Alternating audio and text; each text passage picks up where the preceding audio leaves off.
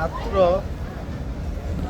মাত্র আরং ঘুরে আসলাম। আসলে আরং ঘুরে বুঝতে পারলাম আসলে দেশের মানুষ গরিব না, আসলে গরিব মনে হয় একমাত্র আমি আর কি। তো আরংটা ভালো মন্দ তো সবাই দেখতেছে। তো আরঙের ভিতর যা দেখলাম আর কি, ওনাদের কোয়ালিটিফুল সব প্রোডাক্ট, ভাই ম্যাক্সিমাম প্রোডাক্ট আমার নজরে না, আমার কাছে যেটা মনে হয়েছে যে আসলে এগুলা আমরা সালার বস্তা দিয়ে বানিয়েছে, এমন এমন ডিজাইন ছিল, এমন এমন মানে ইয়েগুলো ছিল, মানে একদম হাস্যকর। তার উপর তো মনে হয়েছে যে 500 টাকার জিনিস 4000 বা 5000 টাকা করে নিতেছে।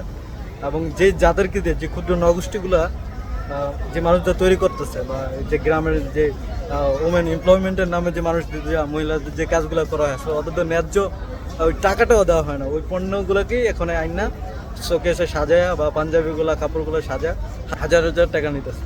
আর আমাদের বয়কট, আমাদের মানে এটার বিরুদ্ধে কাজ শুধু আমাদের ফেসবুকে চলতে থাকে। আসলে বাস্তবে আমরা তেমন কোনো পরিমাণেই দেখি না। ভালো ভালো স্মার্ট মানুষরা এই জায়গায় আরও মার্কেট করতেছে।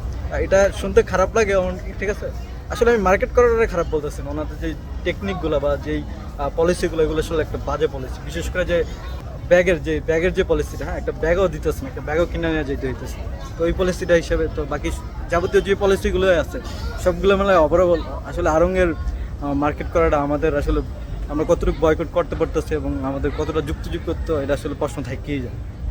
তো দিন শেষে আসলে গরিব আমরা সবাই, মার্কেট এখন ওই জায়গা থেকেই করতেছে। আরং ইলিয়ান এগুলো ভরপুর চলতেছে, যে যমুনায় আসি সবাই মার্কেট করতেছে।